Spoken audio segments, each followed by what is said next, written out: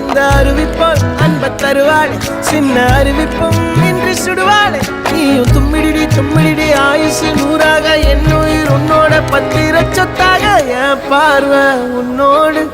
உன் பொம்மை கண்ணோடு பேசாமல் விண்ணோடு நாம் மிதந்து போவோம் காதாரா அடியாளோ நான் தாங்க